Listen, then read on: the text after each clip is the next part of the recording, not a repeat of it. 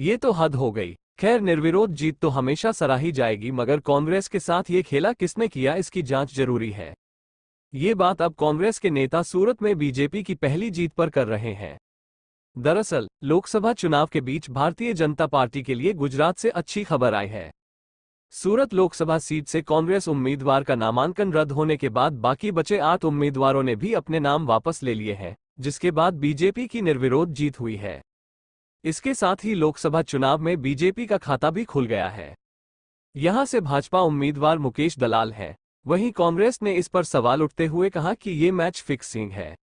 दरअसल सूरत लोकसभा सीट से कांग्रेस के कैंडिडेट नीलेश कुंभानी चुनाव अधिकारी के समक्ष अपने 3 में से एक भी प्रस्तावक को मौजूद नहीं रख पाए थे, जिसके बाद चुनाव अधिकारी ने नीलेश कुंभानी का नामांकन फॉर्म रद्द कर दिया था। बीजेपी ने कांग्रेस के कैंडिडेट नीलेश कुंभानी के फॉर्म में उनके 3 प्रस्तावकों के हस्ताक्षर को लेकर सवाल उठाए थे। वहीं कांग्रेस ने नामांकन खारिज का आरोप सरकार पर मढ़ दिया है। कांग्रेस ने कहा कि सरकार की धमकी के सामने सब डरे हुए हैं।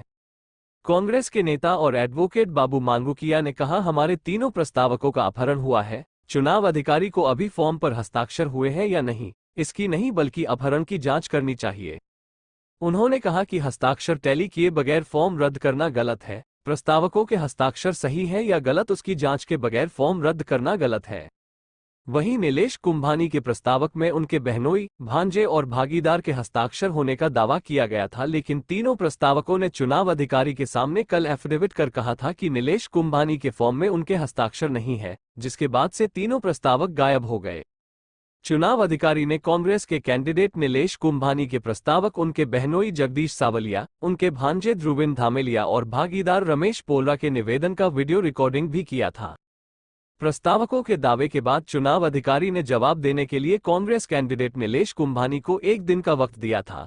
कांग्रेस के कैंडिडेट नीलेश कुंभानी अपने एडवोकेट के साथ चुनाव अधिकारी को जवाब देने पहुंचे थे, लेकिन 3 में से एक भी प्रस्तावक मौजूद नहीं रहे। बता दें कि देश के पूर्व पीएम मोरारजी देसाई 5 बार गुजरात की सूरत लोकसभा सीट से सांसद रहे थे, लेकिन साल 1989 से सूरत लोकसभा सीट पर बीजेपी का कब्जा रहा है।